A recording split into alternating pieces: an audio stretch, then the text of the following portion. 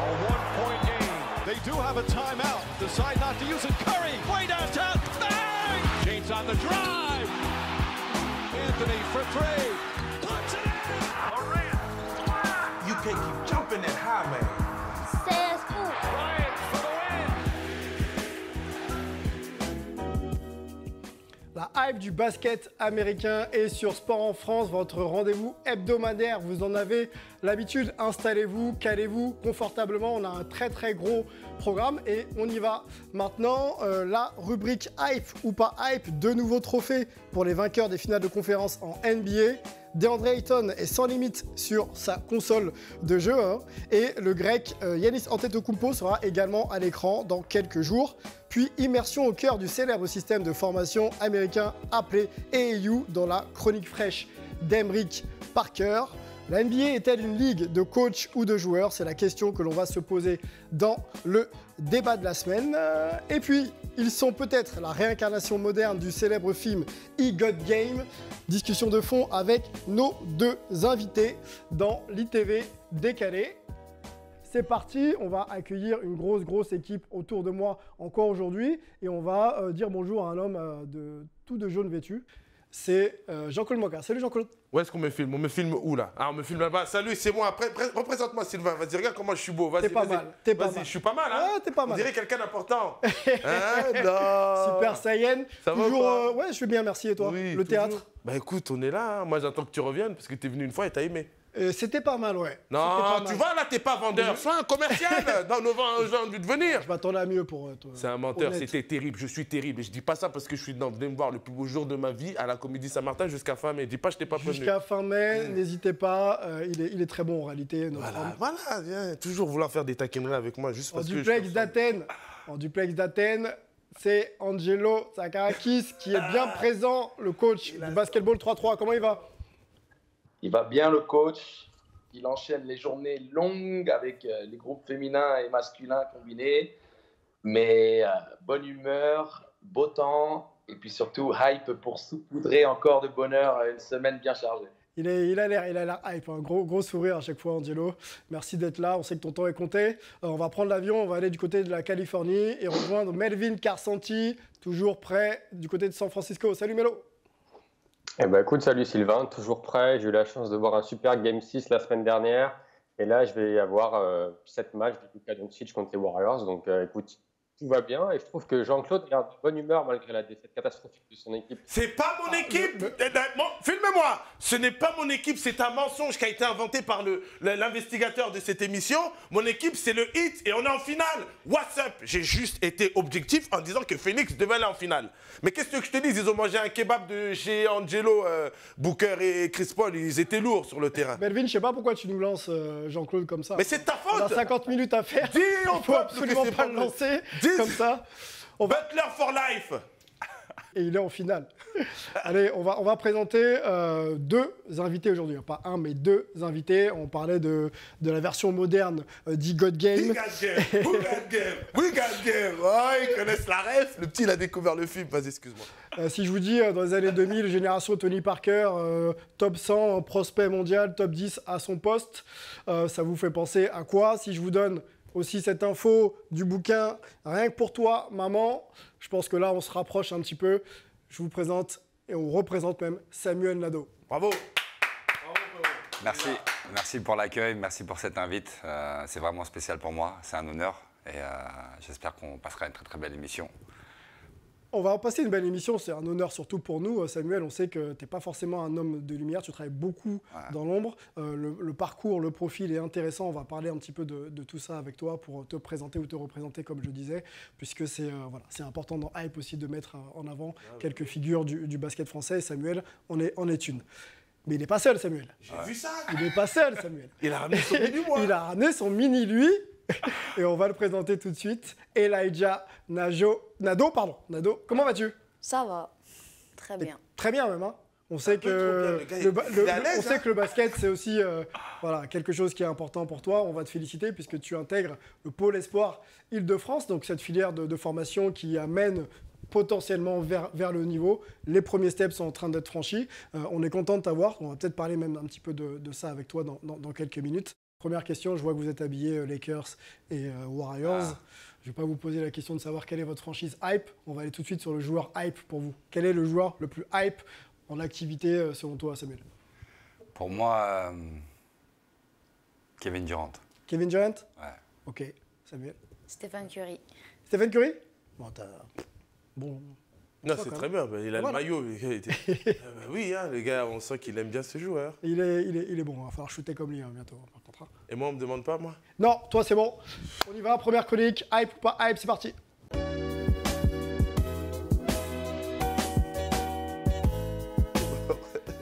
La rubrique news de l'émission, hein, hype ou pas hype, la rédac de Sport en France et de Hype cherche un petit peu toute la semaine les infos qui peuvent nous faire réagir et on en sélectionne 3 et puis on en parle ensemble. Okay. Ça vous va? On va commencer par la première news, elle concerne la NBA qui honore ses légendes dans sa 75e saison. Hein. La NBA fête ses 75 ans aujourd'hui. On se souvient du côté du All-Star Game, un nouveau trophée pour honorer la mémoire de Kobe Bryant. Et ben, la NBA continue à honorer ses légendes et elle va décerner des nouveaux trophées pour les finalistes et surtout les MVP des finales de conférence. Voilà, je vais y arriver. Et les trophées sont associés à 2 célèbres légendes de la NBA. On va peut-être commencer par la première, Larry Bird. Donc un trophée Larry Bird sera donné au meilleur joueur de la conférence Est. On voit justement les éléments à l'image. Moi, j'ai une question tout de suite pour vous, avant de présenter Larry Bird, parce qu'on sait que c'est un joueur qui a joué dans un temps qui n'existe plus maintenant. Quand on évoque ce nom, Samuel, Larry Bird, qu'est-ce que ça t'évoque justement? Pour moi, c'est un des plus grands joueurs de tous les temps, parce qu'il n'était pas du tout athlétique. Et la relation qu'il avait avec le ballon, je pense qu'il n'y a pas beaucoup de joueurs qui l'ont. Donc pour moi, c'est un joueur légendaire. Et je dirais que même dans les temps aujourd'hui, je pense qu'il pourrait trouver sa place d'une manière ou d'une autre dans la Ligue aujourd'hui, même si elle est très athlétique. Il est poli, hein. Parce qu'il... pour moi, c'est un Zidane un peu du basket. Aujourd'hui, il aurait botté les fesses. T'es gentil, Samuel. Il aurait botté beaucoup de fesses, faut dire la vérité. On va le présenter, hein, puisque c'est un joueur qui a évolué dans les années 80 et jusqu'au milieu des années 90. On aime bien vous présenter, bien sûr, tous les profils dans cette émission pour que vous puissiez vous remémorer ou soit découvrir des nouveaux profils. Donc Larry Bird, c'est 2m6, 99 kg, hein, poids de forme, on va dire. 6e de la draft 78, donc ça remonte un peu. 13 saisons NBA, 24,3, 10 rebonds et 6 passes de moyenne sur l'ensemble de sa carrière. Angelo, c'est forcément hype quand on évoque Larry Bird et quand on l'honore de cette manière-là? Oui, complètement. Et surtout, c'est important de donner leurs fleurs aux personnes de leur vivant et de ne pas attendre forcément, par exemple, comme avec un Kobe Bryant, on connaît les circonstances dramatiques de son décès, mais il est important de se remémorer l'histoire du jeu et surtout, mettez en perspective que si on a un Nikola Jokic qui n'arrive pas à sauter au-dessus de 2 pots de yaourt ou un Luka Doncic qui est en surpoids en arrivant, qui a l'air plus, qui ressemble plutôt à un porcinet qu'un joueur de basket et qui surdomine la NBA actuelle, Larry Bird fait partie de ces joueurs aux fondamentaux exceptionnels, au mental indescriptible. Il aurait dominé la NBA actuelle de la même manière qu'un Luka Doncic ou un Nikola Jokic le font. Une science du jeu comme on n'en fait plus, ou comme on en fait très très peu, comme l'a expliqué Samuel. Donc c'est très très hype de pouvoir se remémorer les légendes du passé et de les honorer telles qu'ils le méritent.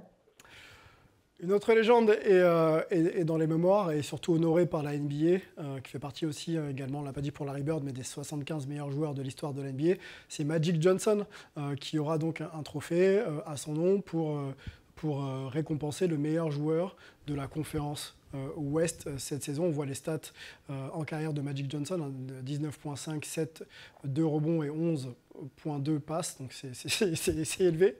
C'est élevé, 13 saisons également, 2m6, 100 kg. Melvin, côté de la Californie, j'imagine que Magic Johnson, ça te parle un peu. Hype, cette association de légendes Magic Johnson, trophée et NBA? Ouais, non, totalement. Je suis tout à fait d'accord avec ce qu'a dit Angelo. D'un côté, on a Larry Bird, de l'autre côté, on a Magic Johnson. Les deux avaient cette rivalité pendant toute leur carrière et ont vraiment redoré le blason de la NBA dans les années 80.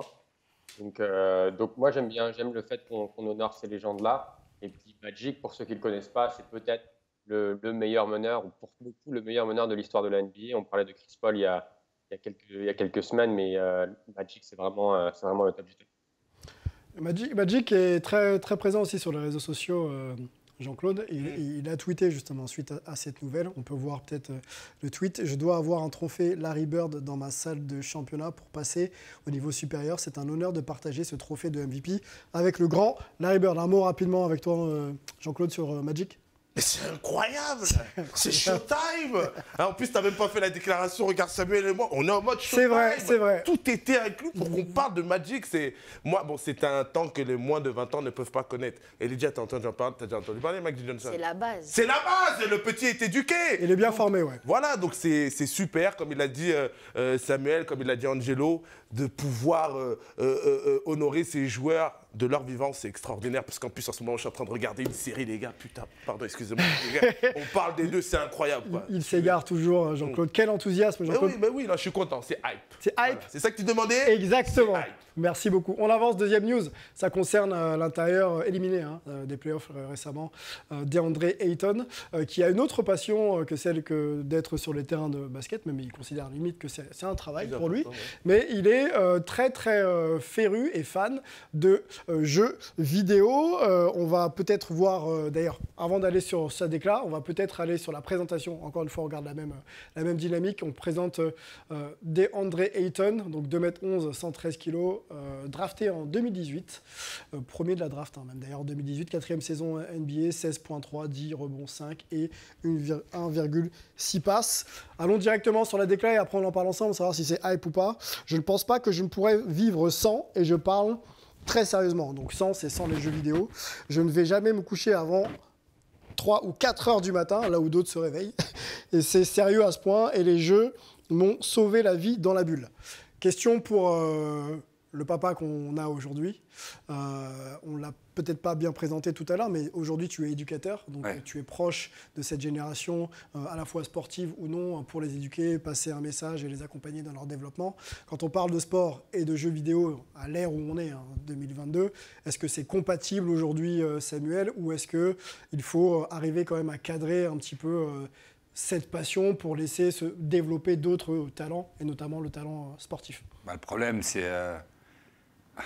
Encore une fois, c'est la même règle. C'est un sportif professionnel, c'est pas un gamer professionnel. Donc à partir de là, moi, s'il a besoin de ça pour se relâcher jusqu'à 4h du matin, 3h du matin, je pense qu'il va perdre sur le long.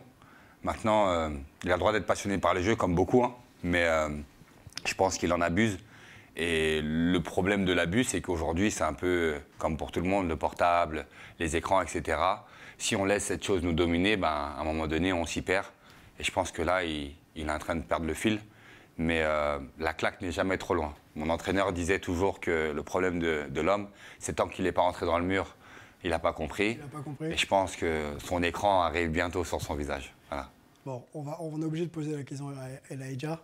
Les jeux vidéo, est-ce que tu joues? Est-ce que tu aimes? Et est-ce que tu considères que tu peux faire les deux, c'est-à-dire t'épanouir, jouer au basket et puis rentrer chez toi, faire de la console de jeu? Oui, je pense que je peux faire les deux. Jouer à la console, ça me fatigue pas, et jouer au basket, ça me fatigue pas. Donc. T'as un jeu préféré? NBA 2K. NBA 2K. Il est bien élevé. Et tu joues avec quelle équipe? Golden State. Golden State. Mais quelle question je pose? Quelle question je pose? Revenons sur... Non, si tu veux gagner, tu prends eux, c'est tout. On avance, on va pas parler d'un intérieur, mais il a quand même le physique de quelqu'un de costaud. C'est Giannis Antetokounmpo qui devrait avoir son biopic sur Disney+ dans quelques semaines, parce que ce sera le 23 juin prochain. On a la bande-annonce, on vous propose de regarder, on en parle ensemble. They said I didn't belong, that it was impossible. Look out, jammed by the rookie. That we'd never make it. It is a very special night for the Antetokounmpo family. That we couldn't have an impact. But we knew together, we couldn't lose. Do you hoop? Hoop? Basketball. Show up play. Papa always talks about opportunity. What if this is it? It's okay. We go again. We fall to get back up. If we're good, we can help mom and dad. When one person in the family scores. 23 juin prochain, le docu-fiction sur la vie, The Rise de Giannis. On imagine que c'est hype, une histoire un peu particulière, parce que origine africaine, du Nigeria, et ensuite arrivé du côté de la Grèce. Angelo, tu peux nous en parler un petit peu de cette histoire? Bien sûr. Mon assistant dans le renouveau fédéral et la prise en considération du 3-3 vient du club dans lequel a éclos justement Giannis Antetokounmpo. J'ai un de mes amis proches dans le basket qui vient du quartier de Giannis Antetokounmpo, donc cette histoire est très bien connue ici en Grèce, et tous les détails concernant l'évolution du petit, j'ai pas envie de parler de la famine, mais des grandes difficultés financières dans lesquelles s'était retrouvée cette famille et comment il en est arrivé au basket. À la base des bases, il restait au gymnase simplement pour pas être à la rue. Il échangeait ses baskets avec son frère pour qu'il puisse prendre un tour de rôle au sein des entraînements, parce qu'ils n'avaient pas les chaussures pour pouvoir, ils n'avaient pas 2 paires de chaussures pour pouvoir faire les entraînements tous les deux.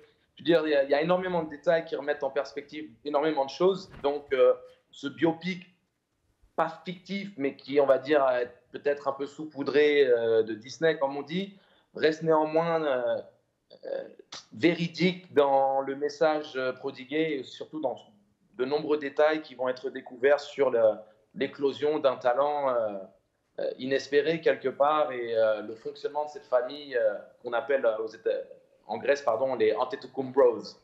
On voit le palmarès du dieu grec qui n'a pas fini sa carrière, je crois il n'a pas fini, ça c'est sûr, mais il n'a pas 30 ans. 6 fois All-Star, 1 fois champion NBA, 2 fois MVP de la saison, 1 fois MVP des finales et meilleur défenseur de l'année. Quand on évoque Giannis Antetokounmpo, joueur aux dimensions hors normes, Samuel, qu'est-ce que ça t'évoque une fois de plus? Space Jam. Space Jam. Ouais. Donc les bras, les jambes, c'est n'importe quoi. Inarrêtable. Franchement, c'est... faut lui faire une ligue, quoi. C'est le voir jouer sur un terrain, je dirais que pour les gamins, ça peut même être compliqué parce que personne ne l'arrête, il va où il veut, il progresse d'année en année. On le critiquait sur son tir, il a beaucoup évolué là-dessus. Joueur très intelligent, très généreux, très bonne personne du moins. Ouais. Voir comment il échange avec la caméra face aux médias, etc. Pour moi, c'est le joueur idéal pour la NBA et c'est un prototype, quoi. Voilà. C'est rien à dire sur lui. Joueur inspirant, parcours inspirant sur le plan dans terrain et hors terrain. Franchement, rien à dire. Okay. On est sur l'aspect vidéo, production vidéo. On va continuer avec un autre vidéaste dans la chronique fraîche d'Emric Parker. C'est parti.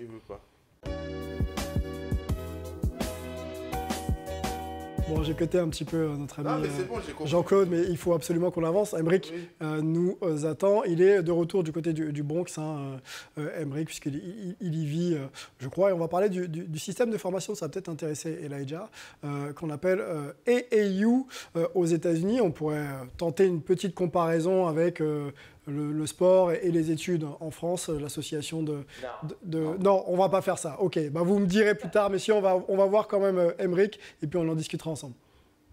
Bienvenue dans la chronique fraîche. Aujourd'hui, nous sommes dans une gym mythique ici à New York, dans le Bronx, la Gaucho Gym. Les Gauchos, ce sont ce club AAU qui permet aux enfants de jouer en dehors des horaires scolaires dans ces ligues où vraiment le niveau est très très élevé.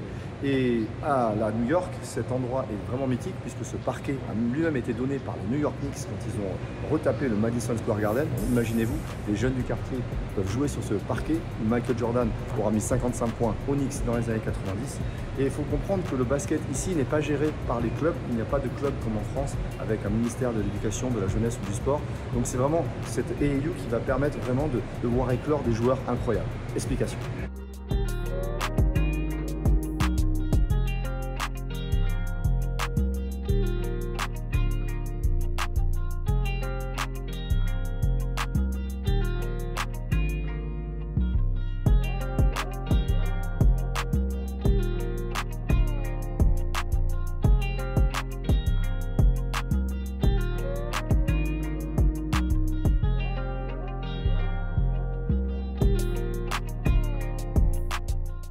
L'entraînement est terminé, la salle est à nous, la salle est à vous. Regardez la qualité de ces infrastructures, c'est vraiment remarquable. Et je le disais en introduction, donc pas de club ici, et c'est bien à l'école que l'on apprend à jouer au ballon. Cette école, à partir du collège, de la 6e, va voir vraiment des ligues scolaires se mettre en place. Et c'est vraiment à partir du lycée. Le lycée dure 4 ans ici, où vous allez avoir 3 équipes au lycée. L'équipe de freshman pour les premières années, l'équipe de varsity qui correspond à l'équipe 1, et l'équipe de junior varsity qui correspond à l'équipe 2. En fait, si tu n'es pas membre de ces équipes-là, imaginez 30 élèves sur ces 3 équipes, eh bien, dans les 600 élèves que peuvent compter un lycée par exemple, si tu n'es pas assez bon, tu ne feras pas le cut et tu ne feras pas donc partie de l'équipe. Les Gauchos ont donc été fondés pour cela. En 1967, un Argentin, qui donnera le nom de ces fameux cow-boys argentins à l'équipe, va permettre aux jeunes du quartier du Bronx de pallier à ce manque de structure dans les écoles et qui permettra donc d'ouvrir la porte à plusieurs joueurs et ainsi donc de se former davantage pour être prêt. Car faire ce cut, c'est vraiment un rythme de passage très très important pour les Américains et on est donc très fiers de faire partie de l'équipe du lycée. Cette sélection féroce va écrémer les joueurs à chaque stade de la compétition. Environ 500 000 lycéens jouent au basket aux États-Unis. On passera à 5 000 en université au niveau Division 1 et environ 60 seulement seront draftés en NBA. Vous l'avez compris, la probabilité de passer en NBA est donc seulement de 1%, mais pour beaucoup d'Afro-Américains, juste rentrer à l'université est un ticket de sortie qui permet de s'échapper du ghetto, de la pauvreté et de réussir dans la vie.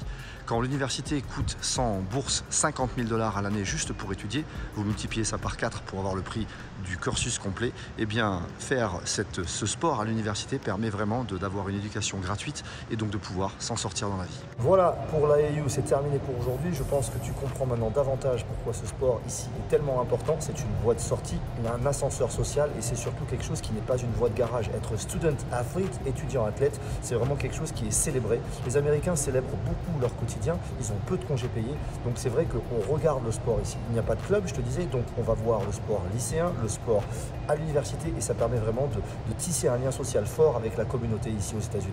On se dit à la semaine prochaine, à bientôt sur Hype, dans Sport en France. Superbe reportage d'Emeric. On va définir quand même le système AAU. Dans mon lancement, c'était pas très clair. On a un ancien joueur pro avec nous qui peut peut-être nous expliquer. Il s'est formé aux États-Unis.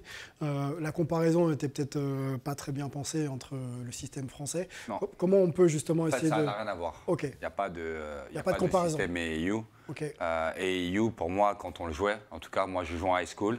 Et pendant les vacances, justement, il y avait ils appellent ça comme des sélections. Okay. Des coachs venaient créer des équipes avec des joueurs soit connus ou moins connus et ça leur permettait d'avoir de l'exposure. Ça veut dire qu'ils allaient faire des tournois.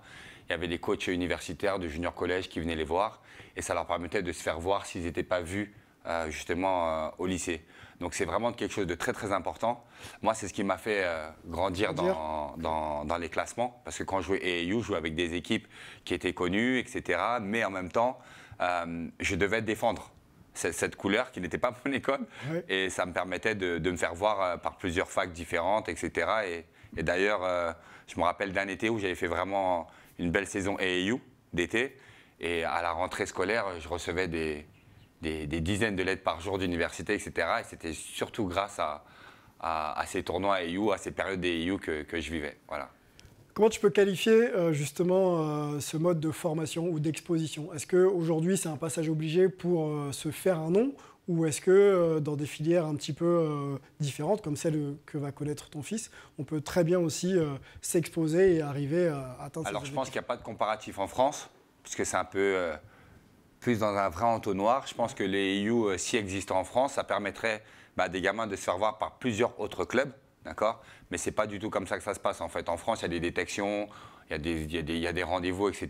Et puis après, quand le joueur est vraiment très très fort, il se fait recruter par d'autres clubs. Mais là, c'est totalement différent. Même un joueur qui n'est pas connu, s'il arrive à rentrer dans cette ligue avec une équipe, parce que bon, y en a qui payent, il y en a qui ne payent pas, parce que c'est des voyages, c'est des grands tournois, etc. Donc c'est aussi un coût, hein. Faut le dire, il faut être honnête. Et ben, ce joueur qui n'a jamais été vu, s'il fait un gros tournoi, on va dire d'où il sort, dans quelle école, mais pourquoi il joue pas? Et ça peut cliquer tout de suite. Tout de suite. Okay. Tout de suite. Sans faire de comparaison, on peut peut-être, parce qu'on est sur la chaîne du mouvement sportif ici, parler justement du système de détection dont est en train de faire partie Elijah. Ça se passe déjà au niveau départemental avec les sélections départementales et ensuite on intègre un pôle espoir, donc les meilleurs joueurs de la région intègrent potentiel, voilà, potentiel, les meilleurs potentiels effectivement intègrent donc une structure qui leur permet de travailler et de se développer et d'avoir ensuite accès soit au pôle France de l'INSEP, soit à des centres de formation, de clubs professionnels. Angelo a une question, on t'écoute Angelo.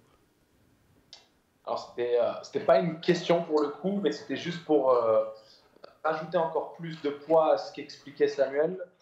Quand moi, je débarque aux États-Unis à l'été 2002, je suis un parfait inconnu. Il n'y avait pas encore les réseaux sociaux et Internet au degré qui est le nôtre aujourd'hui, où maintenant, même des gamins d'Italie, d'Afrique, d'Europe, peu importe, peuvent se faire recruter ou être vus grâce à Instagram, YouTube et consorts. Je débarque aux États-Unis en parfait inconnu alors que je suis en équipe de France junior et on va dire des meilleurs potentiels du pays, un des meilleurs de ma génération. Je fais un tournoi AAU et tel que c'est arrivé pour Samuel, une pluie de lettres de recrutement en provenance d'équipes de Division 1, puisqu'ils m'ont vu en premier lieu en AAU face à certains des meilleurs talents du pays. Et comme ils ont pu me comparer à ces mecs qu'eux connaissaient, voilà. C'est là où ma valeur est montée en flèche à ce moment-là. Tu es en train de nous expliquer que tu étais un bon joueur de basket, en fait, c'est ça? Non. Mais c'est pour expliquer que j'étais un parfait inconnu. Ok. Vraiment, j'arrive aux États-Unis, je suis un babtou européen. Les Européens sont considérés soft en plus. Donc, sans le tournoi AAU, je pense en toute simplicité que je n'aurais jamais eu l'opportunité de jouer au plus haut niveau universitaire américain. Bon, on essaiera de continuer un petit peu dans ce système pour comprendre un petit peu comment ça marche, surtout sur la période estivale. Il se passe, comme tu le disais, Samuel, beaucoup de choses. Emric sera là pour nous en parler. Il faut aller suivre Emric aussi sur Instagram, @fraîcheur. Vous aurez l'opportunité d'avoir toutes ces stories justement un peu immersives autour du sport, de la culture et des États-Unis. N'hésitez plus. @fraîcheur, je le redis une nouvelle fois, c'est vraiment une pépite. Messieurs, on avance, il faut qu'on discute NBA maintenant. C'est parti dans le débat de la semaine.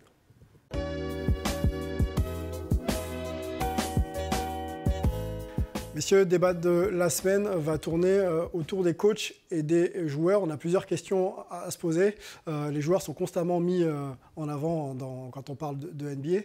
Mais la NBA est-elle une ligue uniquement de joueurs ou de coachs? Ou est-ce qu'il ne faut pas aussi un peu tempérer et nuancer les deux? C'est une première question qu'on va se poser pendant quelques minutes. J'aimerais aussi vous entendre sur le fait de savoir si on peut gérer et coacher les grandes stars. Est-ce que les grandes stars de la NBA ne sont pas finalement difficilement coachables? On a un éducateur et un entraîneur avec nous, ça va être intéressant d'en parler. Je vais donner la main à Jean-Claude. Jean-Claude, si je te mets entre les mains une franchise pour une saison, objectif titre NBA, tu commences avec quoi? Un grand joueur ou un grand coach? Si tu me dis que j'ai le droit qu'à une chance, juste cette saison? Une saison. Sur une saison, c'est sûr que je vais prendre un grand joueur. Mais si tu me laisses le temps de construire, tu me laisses 2, 3, 4, 50 ans, je prends un entraîneur. Ok, donc on va évoquer les deux cas. C'est vrai que c'est assez différent. On donne la main tout de suite à notre éducateur. Grand coach ou grand joueur? Moi, je prends... une saison. Une saison, je prends joueur. Tu prends joueur? Je prends joueur. Parce que je pense que si je choisis bien le joueur, c'est un joueur qui se laissera coacher, qui va croire au projet, parce que c'est un grand projet. Après, l'entraîneur, aujourd'hui... c'est malheur à dire, c'est pas lui qui est sur le terrain. Donc même si je prends le plus grand des entraîneurs et qu'il a des joueurs volontaires qui sont mignons, à un moment donné, il va falloir... voilà, okay. Je dirais qu'est-ce que tu fais. Okay. Voilà, donc joueur. Je vois. Tu le verras peut-être même avec un ton un peu différent, on va dire ça comme ça. Oui, oui. Melvin, une saison, one and done, Steph Curry, LeBron James, ok, joueur. Développe. Joueur aussi. De toute façon, il y a une expression dans la ligue qui dit la NBA, c'est une Players League. C'est-à-dire que c'est vraiment un joueur qui est dicté par le succès des stars et des superstars. Et on le voit quasiment chaque année. Tu peux gagner avec un coach qui n'est pas considéré un grand coach. Mais par contre, chaque équipe qui gagne le titre a toujours au moins une superstar voire deux. Elijah, grand coach ou grand joueur? Grand joueur. Grand joueur. Ok. Les grands joueurs font toujours la différence, c'est ça? Voilà. Angelo, dis-nous tout. Grand coach ou grand joueur? si tu prends sur une saison, tu vas forcément arriver avec un grand joueur. Et comme l'a expliqué un petit peu Samuel, les grands coachs peuvent avoir les meilleures stratégies et des philosophies de jeu indiscutables. La mise à exécution d'une stratégie ou d'une philosophie se fait par les joueurs. Dans les grands moments, ce sont les joueurs qui font la différence par leur talent. Et il y a des choses qui sont intangibles. Un coach peut vous donner une voix à un joueur, un Jordan, un Durant, un Kobe, un LeBron, un Bird, qui vous voulez, vont vous sortir des actions qui ne s'écrivent pas ou ne se prédisent pas. Totalement. Donc, un joueur avant toute chose, mais bien sûr, les grands héritages sportifs se font avec la communion entre un grand coach et un grand joueur pour la durée, comme avec un Popovich, un Phil Jackson, un Pat Riley. Voilà. Tu as plusieurs saisons, les Lakers entre les mains. Là, tu construis peut-être avec un grand coach. Construire, parce que je pense qu'il y a une progression. Il y a des joueurs qui n'avaient pas nécessairement une fulgurance sur la première année. Et tu vas le voir au bout de la 3e année, il a pris du galon et il va devenir un grand joueur. Moi, je reste sur joueur. Tu restes sur joueur? Je reste sur joueur et j'essaye de trouver après le coach qui pourra gérer, manager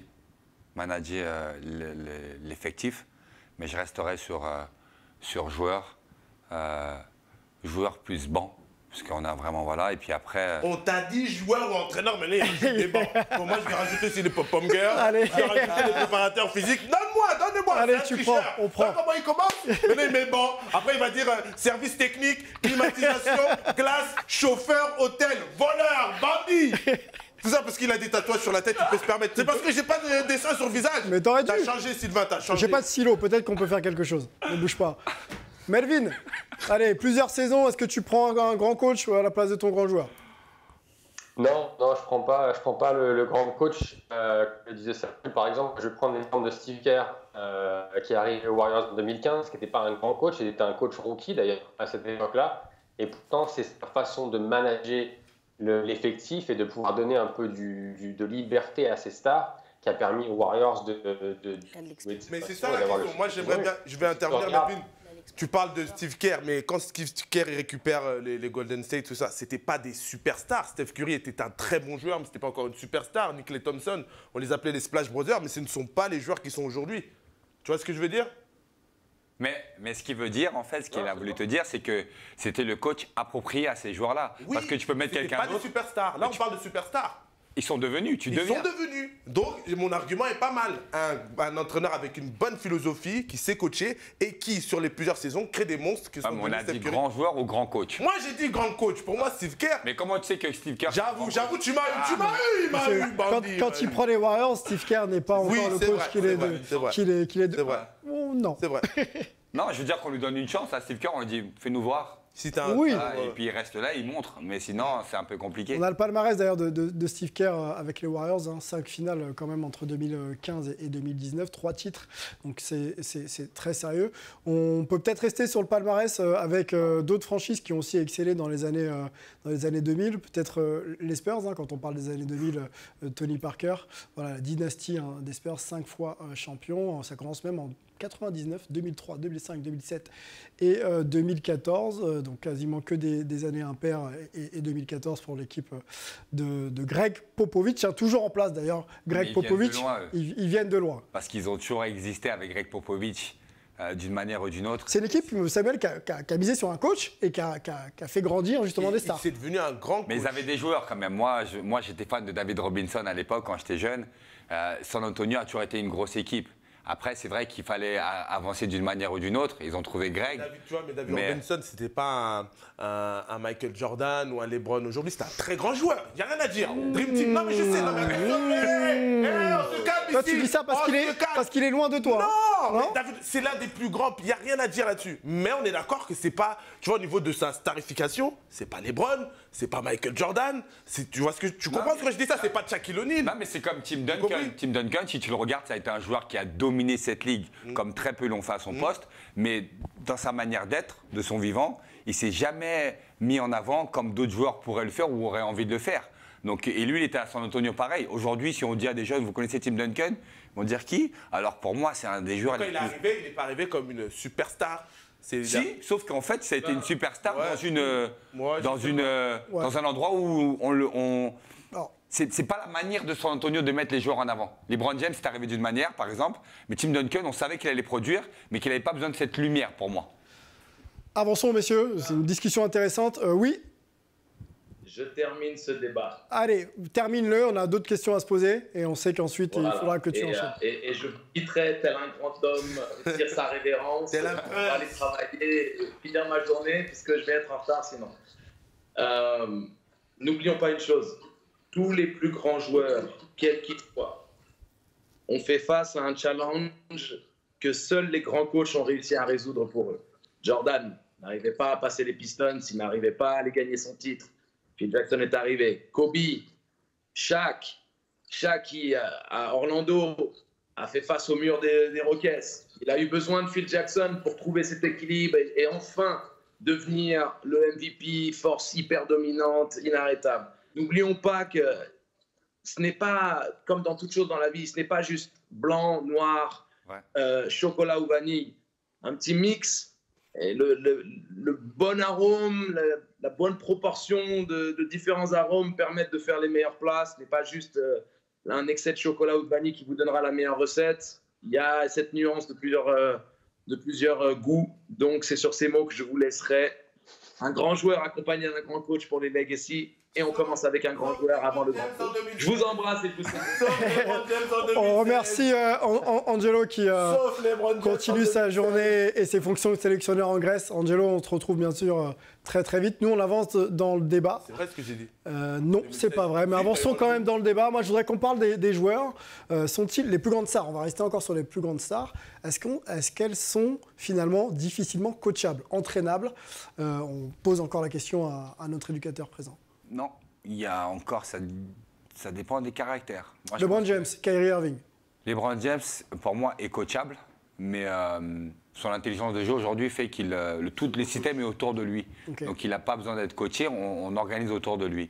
Maintenant, Giannis, c'est un joueur qui est coachable aussi, etc. On prend un Kyrie Irving, et pour moi, il a montré, il n'est pas coachable, il est en roue libre, et on voit les résultats. Kevin Durant est coachable, c'est un très grand joueur, mais il est coachable, d'accord. Okay. Ça dépend en fait des profils. Dennis Rodman, c'était un très très grand joueur et pas coachable. Il fallait lui laisser son histoire d'électron libre parce que sinon il pouvait exploser dans les mains. Après, ça dépend où on va ou qu'est-ce qu'on veut. Alors justement, on va lire surtout une déclaration et puis je vais te faire réagir sur les propos de LeBron James. On remonte un peu, c'était en 2011 avec le Miami Heat. Il était alors à l'époque coaché par Eric Spoelstra. Moi et coach Spo, donc Spoelstra, avons mûri. Notre relation s'améliore chaque jour et j'ai du respect pour lui. J'ai compris que nous ne pourrions pas le faire l'un sans l'autre. Il est le capitaine de l'équipe. Je suis l'un de ses soldats. Donc on voit un petit peu que LeBron James, avec tout l'aura qu'il a, il a quand même besoin d'être un petit peu dans un système hiérarchique pour que ça puisse fonctionner. Ça, c'est ce que la NBA veut que les joueurs racontent parce que ça fait joli. Mais LeBron James, quand il disait ça, c'était juste dire on s'est réglé entre nous et tout le monde sait quelle heure il est. Et je lui donne un petit peu de lumière, mais la lumière, c'est moi. Okay. Moi, je donnais l'exemple tout à l'heure de 2016. En vrai, c'est LeBron le capitaine de tout. Hein. 2016, on a une décla aussi, tiens, pour rester un petit peu sur la thématique. Tyronn Lue. Je suis pas d'accord. T'es pas d'accord? T'es pas d'accord? Okay. Moi, j'aime quand Melvin, il est pas d'accord avec moi parce qu'il va sortir des phrases philosophiques. Je te lis la décla, Melvin, et ensuite tu réagis. On est en 2016, donc LeBron est passé du côté de Cleveland, en tout cas retour à Cleveland.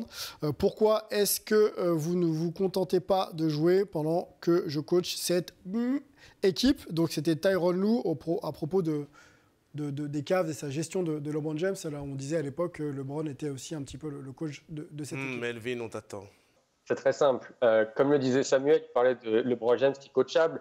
Moi, j'irais un peu plus loin en disant que ce qui est important, c'est d'avoir cette relation de confiance entre la star et le coach. C'est-à-dire que si on va une année plus tôt, en 2015, c'est David Blatt qui est coach des Cavs, il n'y avait aucune confiance de LeBron James envers David Blatt. Et là, du coup, je pense qu'il était moins coachable que d'habitude. Par contre, quand Tyronn Lue prend les rênes de Cleveland, Tyronn Lue a réussi à gagner le respect et la confiance de LeBron James. Et à partir de là, c'est à ce moment-là que les Cavs ont été quasiment inarrêtables. Ils gagnent en 2016, ils perdent après les Warriors, parce que les Warriors avaient une meilleure équipe. Mais je pense que c'est vraiment ça qui fait qu'une star peut être coachable. S'ils arrivent à voir en face d'eux quelqu'un qui a la connaissance, qui a les aspects, les qualités pour pouvoir manager non seulement leur jeu et leur équipe et les amener à un niveau plus haut, les stars seront toujours coachables. Regarde Steph Curry, regarde Tim Duncan, regarde Jimmy Butler à Miami encore avec Coach Spo. Pour moi, la plupart des superstars sont vraiment ultra coachables parce qu'elles comprennent que c'est comme ça qu'elles arriveront à gagner. Moi, comment j'ai vu le truc avec Tyronn Lue, je l'ai vu comme quoi il lui a donné les clés du camion.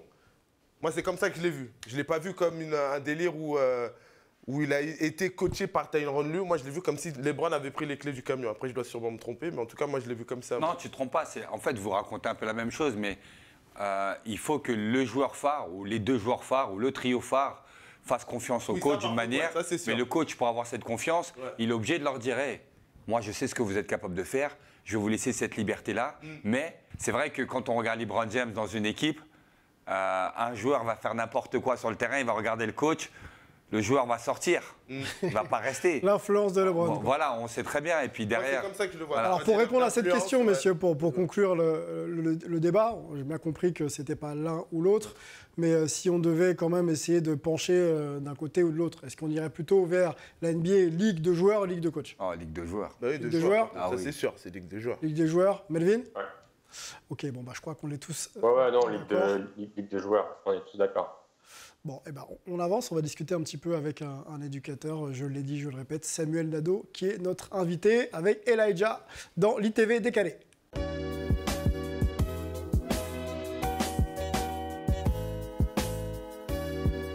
Je te cache pas que dans cette chronique, d'habitude on se marre, mais quand j'ai su que tu avais accepté notre invitation, je me suis dit qu'il fallait qu'on fasse du fond, puisque ton histoire est à part. Elle est tellement bien située dans l'environnement un petit peu social, éducation et sport, qu'il fallait qu'on en parle ensemble. Moi, je voudrais qu'on revienne un petit peu sur ton enfance et surtout ce qui t'a poussé à vivre tes rêves et ensuite à revenir peut-être à une forme de réalité pour justement subvenir un petit peu aux besoins de ta famille. Alors, mon enfance, je dirais que c'est l'enfance de beaucoup d'enfants d'aujourd'hui. Un foyer qui a été bien au départ et puis qui a été détruit par l'alcool.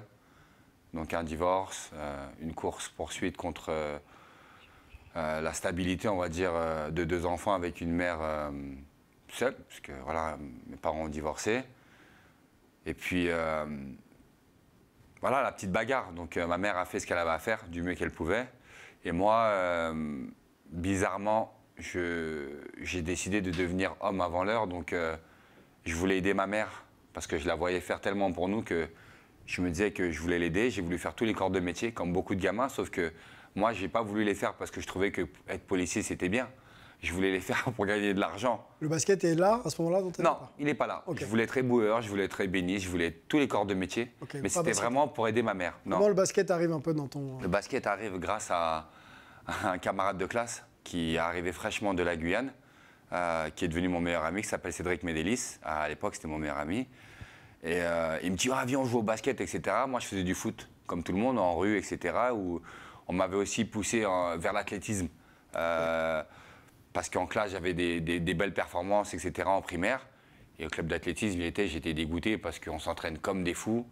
Tu fais la compète, tu fais 2 courses, on te dit c'est fini, alors que tu as vomi tout ton corps à l'entraînement et je comprenais rien. Alors je me disais, mais c'est fou. C'est pas pour moi. Donc, première rencontre avec la balle au collège, dans la cour de récréation. Je mets un panier 2, je vois que ça rentre tout de suite. Je me dis, ah ouais, ça c'est mon truc. T'excelles, tu joues en club.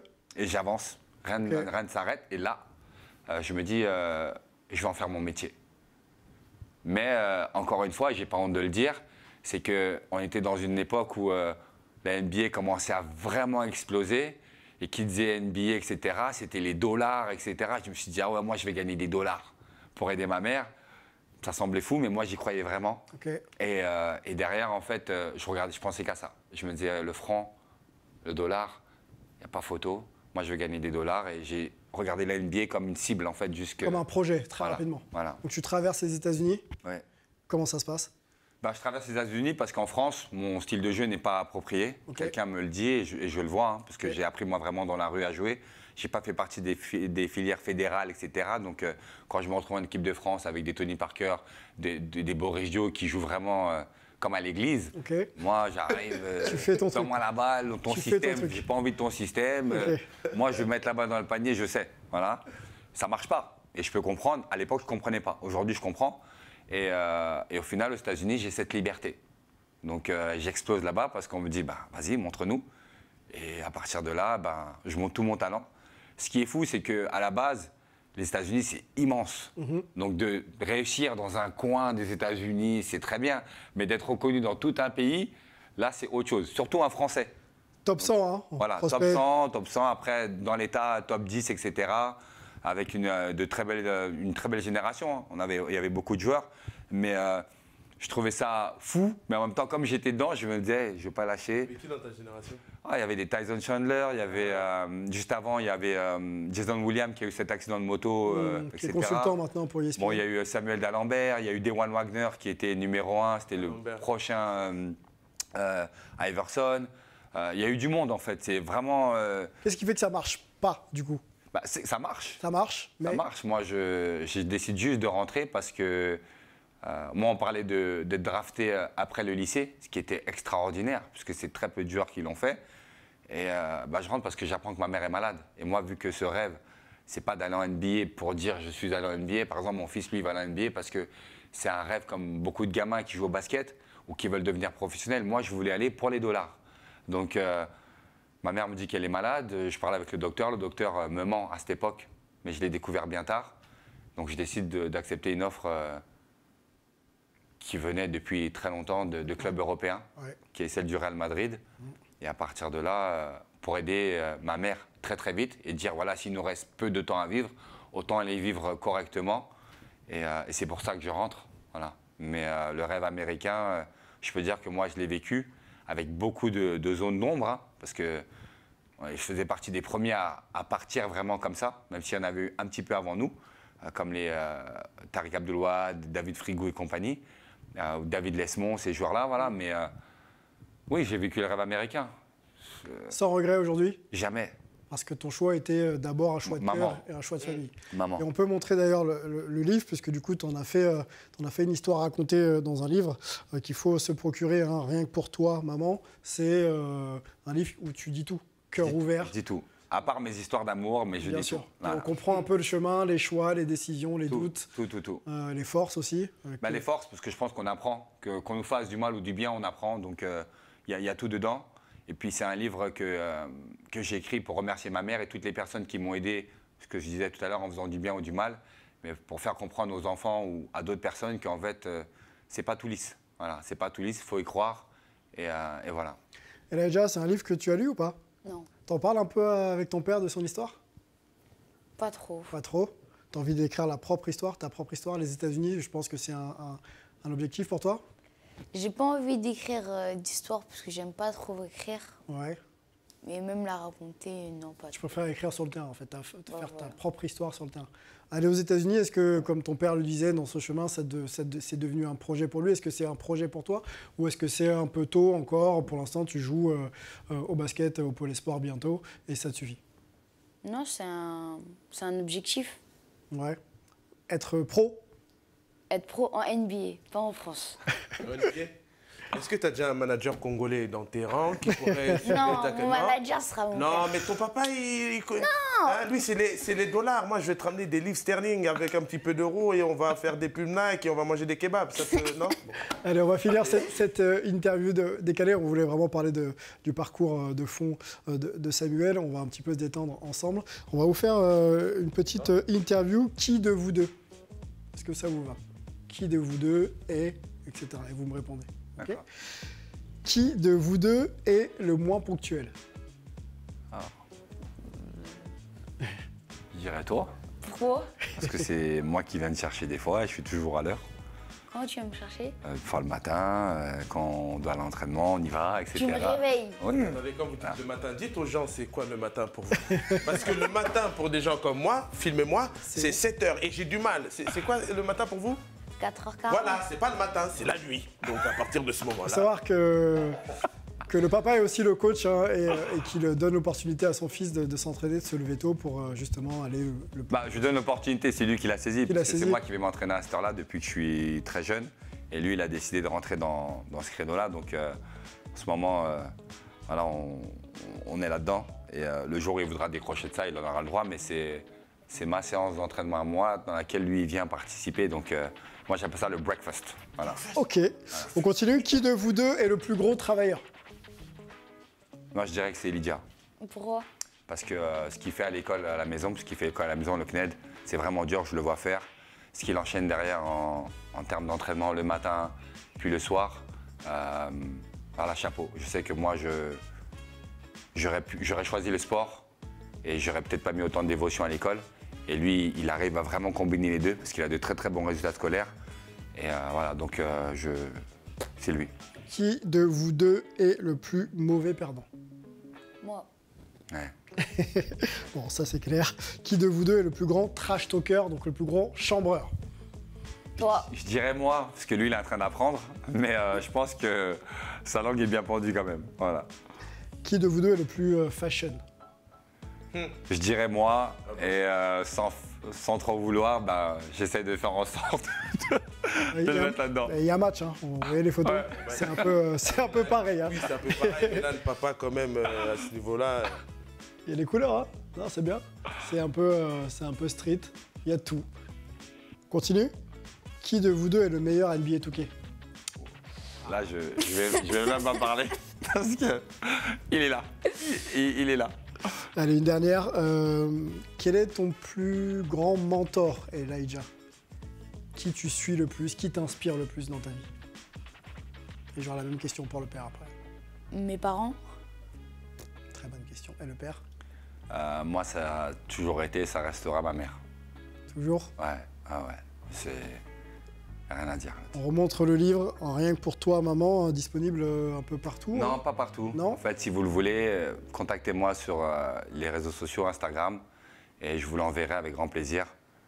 C'est vraiment un livre qui a été fait pour le partage, pas pour la vente, pas pour le... Voilà, donc avec grand plaisir, depuis des années, je l'envoie à ceux qui le désirent, et voilà. Bon, et l'adresse, vous la retrouverez hein, bien sûr sur les réseaux sociaux. Et puis n'hésitez pas à solliciter Samuel pour ça. On va remercier toute l'équipe, hein, c'est déjà l'heure de nous quitter, ça se passe. Oui, dis-moi. Si je peux juste partager une chose, parce que Samuel parlait du rêve américain. Moi, avant que je suis allé jouer en lycée en Virginie, mais avant, quand j'avais cette ambition d'essayer d'aller aux États-Unis, une des personnes que je suivais et qui m'avait donné cette vision que le rêve américain était possible, c'était Samuel. Oh, et ben voilà. Inspirant pour beaucoup de générations. Samuel, allez le suivre sur les réseaux sociaux, ça fait plaisir. On va remercier tout le monde, parce qu'on est déjà largement à la bourre. Merci, monsieur Labuche, d'avoir été là. Désolé, je sais que c'est de ma faute. Je sais que la production, ils me maudissent. C'est lui qui m'a invité. Je vous ai dit, laissez-moi dormir. Laissez-moi dormir, vous voulez pas. Bon, la comédie d'Halil Vardar, le plus beau jour de ma vie, encore pour quelques représentations. N'hésitez plus à y aller. On va remercier Angelo qui a dû nous laisser un petit peu plus tôt. Merci à Melvin qui commence sa journée du côté de San Francisco. On va remercier nos deux invités, Lenado, Samuel et Elijah. Bon vent à vous et vous revenez quand vous voulez. On remercie Lucien Jahan qui a préparé cette émission, tous les techniciens même d'ailleurs de sport en France, et on vous souhaite une bonne hype à tous. Ciao!